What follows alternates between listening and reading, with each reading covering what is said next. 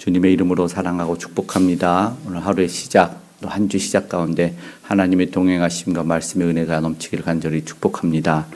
오늘 읽은 에스겔서 20장 1절에서 26절은 독특한 반복되는 구절이 이렇게 눈에 띄고 읽다 보니 나오는 것은 삶을 얻을 내 율례를 이라고 말합니다. 그러나 11절에도 13절에도 말씀하고 그러나 그걸 따르지 아니하였다고 21절에 말씀하고 있습니다. 그런데 오늘 본문은 에스겔에게 어떤 배경과 상황이 주어지냐면 장로들이 나와서 하나님의 말씀을 묻는 것이었습니다. 그 배경, 그러면서 말하는 게 하나님이 저들이 물으려고 왔느냐라고 되묻는 3절의 말씀을 보게 됩니다. 왜 하나님의 말씀을 물으러 왔을까요?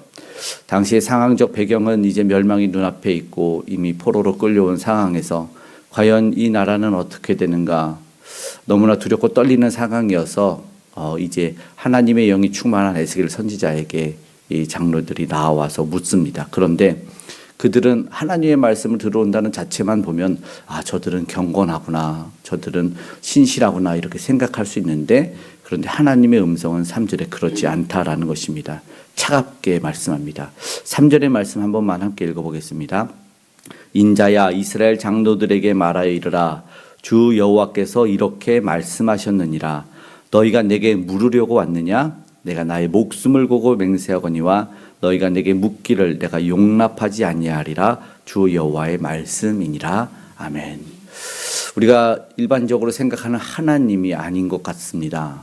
하나님께 물으면 내가 답하리라 말씀하시고 내가 응답하리라 하는 하나님이 내게 물으려고 왔느냐라고 물으면서 나 대답하지 않을 거다라고 아주 차갑게 말씀합니다. 왜냐하면 하나님은 이미 그들이 묻는 이유를 알고 있었습니다. 그들은요 하나님의 말씀을 듣고 변화할 생각이 없었습니다. 1도 순종하고 싶은 마음이 없었기 때문에 그렇습니다. 오늘 우리가 착각하는 게 그겁니다. 하나님의 말씀을 들으면 하나님의 말씀을 들려주면 그리고 잘 듣는 사람이 있어요.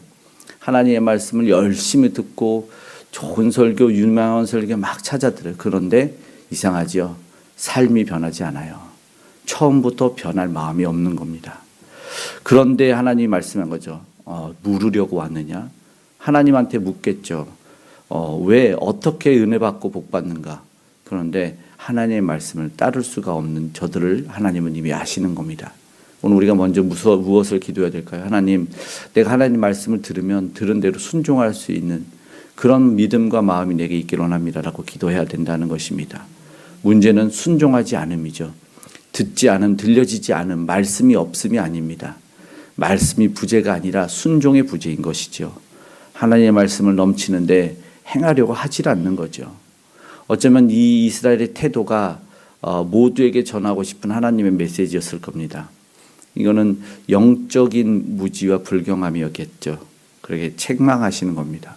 오늘 우리도 그런 말씀을 들을 수 있어야 되죠. 심지어 즐겨 듣는데도 삶은 전혀 안 변한다. 무엇이 문제일까? 영적이지 않는 삶이면서 그러니까 열심히 육적인 삶을 추구하고 영적인 변화는 꿈도 꾸지 않고 노력도 하지 않는 그런 모습이 오늘 우리에게는 있지 않는지 돌아보기를 원하고 이제 하나님이 하시는 말씀은 옛적 과거를 이야기하십니다. 읽은 4절 5절에 이렇게 말씀하시죠. 여호와께서 이같이 말씀하셨느니라. 옛날에 이게 하나님 요즘 말로는 라떼는 말이 합니다. 옛날에는 너희 조상들이 어떻게 됐는지 아냐? 그러니까 너의 존재는 조상들에게 있지요. 너희 조상들이 왜 이 땅에서 살게 됐는지 아느냐? 라고 이야기를 시작하시는데 그런데 가증한 일이 무엇인지 4절에 알게 하셨답니다. 그러면서 8절에는 그들이 내게 반역하여 내 말을 즐겨 듣지 아니하고 이렇게 말씀합니다. 이어지는 말씀에 그들의 눈에 끄는 바 가증한 것을 버리지 않냐. 좀 독특한데 이게 반복돼서 나와요. 7절에도 그들의 너희 눈에 끄는 바 가증한 것을 버리지 않았다. 그리고 8절에서도 너희 눈에 끄는 바 가증한 것을 버리지 아니하였다. 이 말씀은 뭐냐면 세 번역으로 현혹 어느 누구도 그들을 현혹시키는 우상들을 내던지지 않았다. 눈앞에 현혹되는 거죠. 이 생각에 무슨 생각이 드냐면 첫사람의 범죄가 떠오르죠. 하와가 실과를 본즉 먹음직도 하고 보암직도 하고 지혜롭게 할 만큼 탐스럽기도 한지라. 이렇게 첫 범죄가 시작되는데 저들이 동일하게 눈에 끄는 대로라는 표현이 현혹된데 지금 현혹된 거죠. 어쩌면 하나님이 죄의 결과만을 말씀하는 것 같지만 아닌 근본을 얘기하고 그걸 우리에게도 직면하기를 원하시는 것 같습니다. 눈에 끄는 것을 버리지 않고 내던지지 않았다. 하나님은 그것을 말씀하셨거든요. 철저하게 타파하라고 말씀합니다. 그리고 하나님이 그럼 결국은 구원을 어떻게 하셨느냐. 9절의 말씀에는 그 이름을 위하여 내 이름을 이방인 눈앞에서 더럽히지 아니하려고. 그러니까 이스라엘 백성들이 섬기는 신은 하나님이다. 여호와 하나님이다. 야훼다.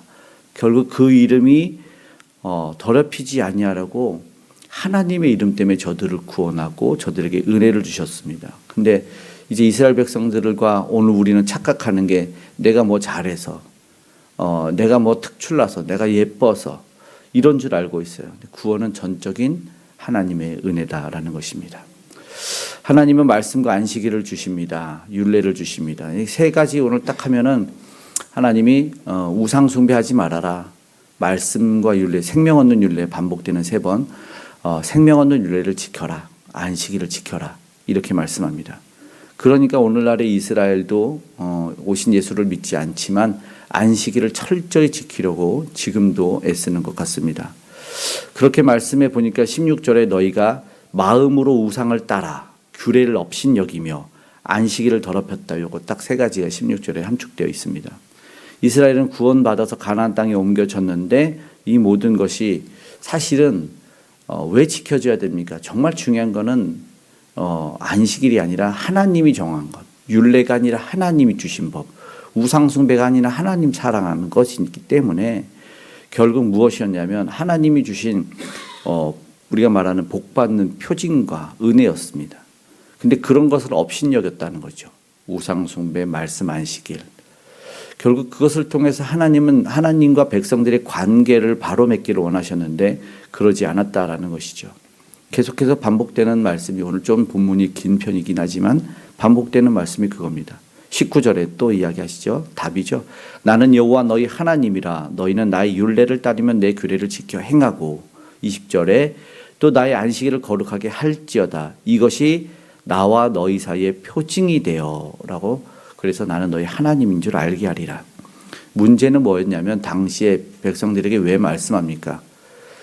앞으로의 장차일을 말하면 그러면 형식적으로가 아니라 마음으로 따라야 되는데 결국 소홀히 여기는 것이 무엇이었는지를 저들에게 알려주시는 것이죠. 복을 받고 싶은데 은혜를 받고 싶은데 정말 그 복은 보이는 물질적인 가치적인 것이 아니라 존재고 하나님의 품 안에 거하는 거였고 하나님과의 관계가 복의 시작이고 출발인데 그 바른 상태에 거하지 않았다라는 것입니다. 오늘 말씀 함께 읽은 에스겔서 20장 1절에서 16절을 통해서 우리가 이제 기도하기를 원합니다. 말씀 앞에 바로 서야 된다라는 것입니다. 근데 그 말씀은 순종입니다. 본문은 분명하게 말씀합니다. 말씀을 듣는 것이 아니라 말씀대로 사는 것이다라고 말씀합니다. 그것이 우리를 살게 하고 은혜와 복 주시는 경건 생활입니다. 멸망 직전 장로들이 하나님의 말씀을 들으려고 가는 그런 모습은 있었지만 그러나 순종하려는 마음이 없었다라는 말씀이 오늘 주어집니다. 요한복음에 보면 예수님이 첫 번째로 행한 이적이 2장에 나오는 가나안 혼인잔치에 물이 포도주가 되게 하는 것이었죠. 근데 그때 예수님의 어머니 마리아가 말씀합니다. 하인들에게 말씀합니다. 무엇이든지 그가 말씀하시는 대로 행하라. 이렇게 말합니다.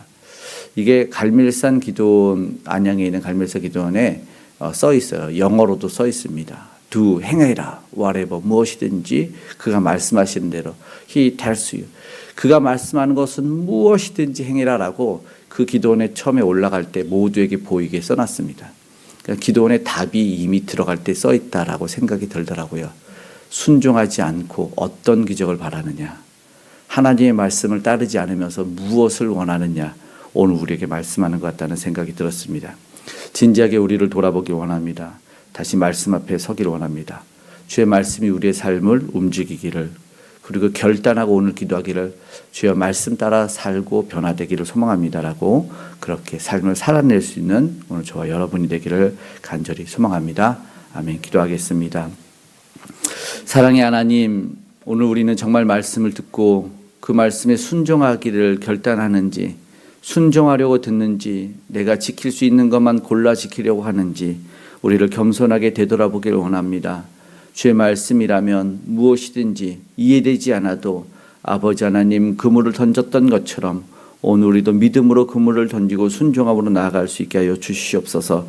믿음 없었음을 순종하지 못했음을 용서하여 주시고 주님을 기쁘게 드리는 그 삶을 합당하게 살아내는 우리가 되게 도와주시옵소서.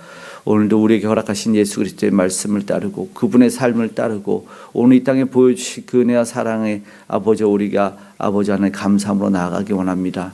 아직도 주를 몰라 헤매이며 자기들의 길을 걷는 이들에게 예수 그리스도가 전달되고 하나님의 말씀이 들려지기 원합니다.